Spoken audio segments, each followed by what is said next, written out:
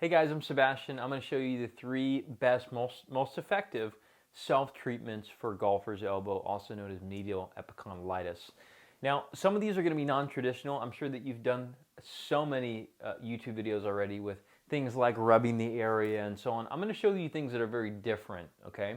Reason being is because we know that the elbow will take the brunt force of a swing or or gripping if we don't shift load to a different area. And sometimes it happens when areas of our body aren't working very well. And so I know that you're going to seem very atypical, but I'm going to do my very best to explain why they work. Okay. Now, the first thing is we're just going to roll the skin. We're going to grab the skin and wiggle it. Okay. I'm going to pan up to the camera here.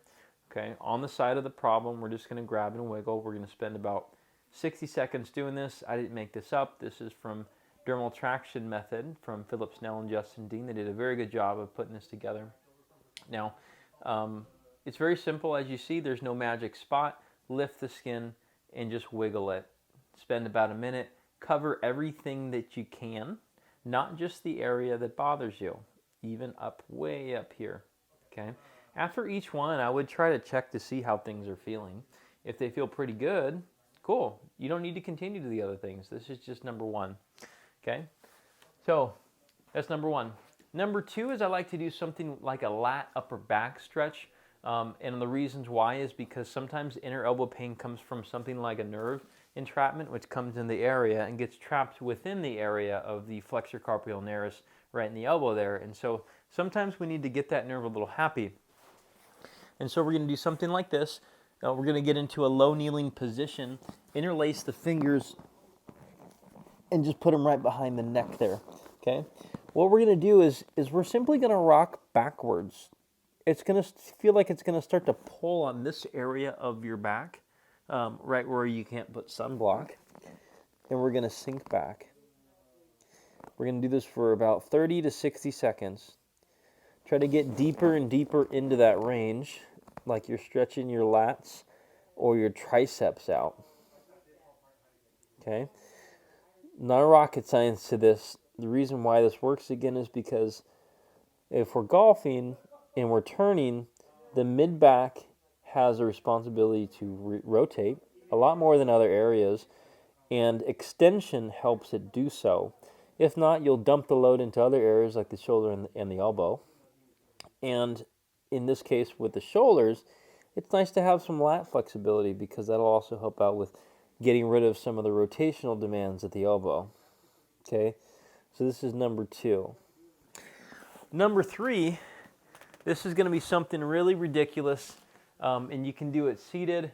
If this is the side of complaint, all I'm going to do is just grab here, let the elbow drape, and we're going to put the nose down and directly into the other armpit on the other side.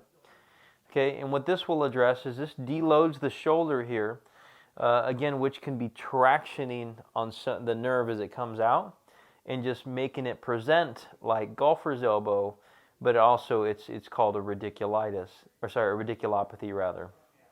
Okay. No, you don't need to have neck pain or shoulder pain to have this associated with your problem.